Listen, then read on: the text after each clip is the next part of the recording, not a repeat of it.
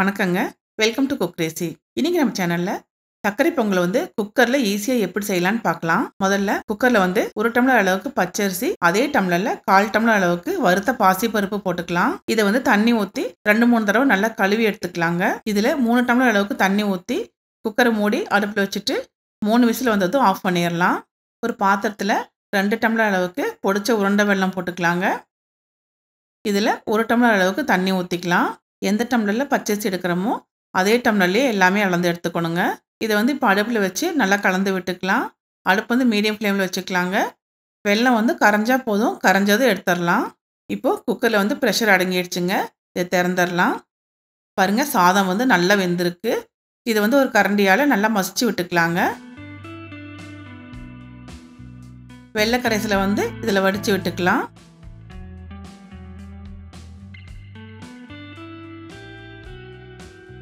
இப்போ அடுப்பு ஆன் பண்ணி லோ ஃப்ளேமில் வச்சுக்கலாங்க.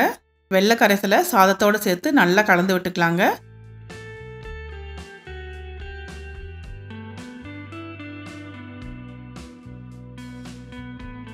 இப்போ மூடி வச்சிடலாம். இது ஒரு 5 நிமிஷம் அப்படியே இருக்கட்டும். பக்கத்து பர்னரில் முந்திரி வறுக்கிறதுக்கு ஒரு கடாயில் 2 டேபிள் ஸ்பூன் நெய் ஊற்றிக்கலாங்க. பொங்கல்லையும் 2 டேபிள் ஸ்பூன் நெய் போட்டு கலந்து விட்டுட்டு மறுபடியும் மூடி வச்சிடலாங்க.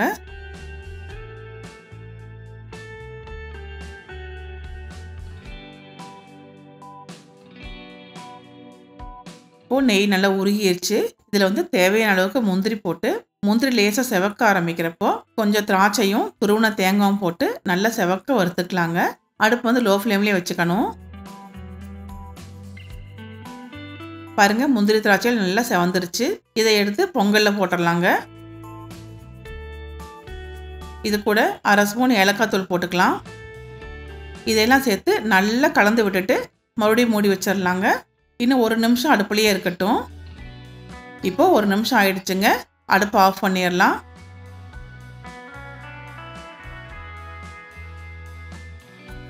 பொங்கல் சூடாக்குறப்ப இப்படி தளர்த்தியாக தான் இருக்குங்க. ஆறுச்சுன்னா நல்லா கெட்டியாயிடும். அவ்வளோதாங்க. நல்லா கம வாசத்தோட சர்க்கரை பொங்கல் சூப்பராக ரெடி ஆயிடுச்சு.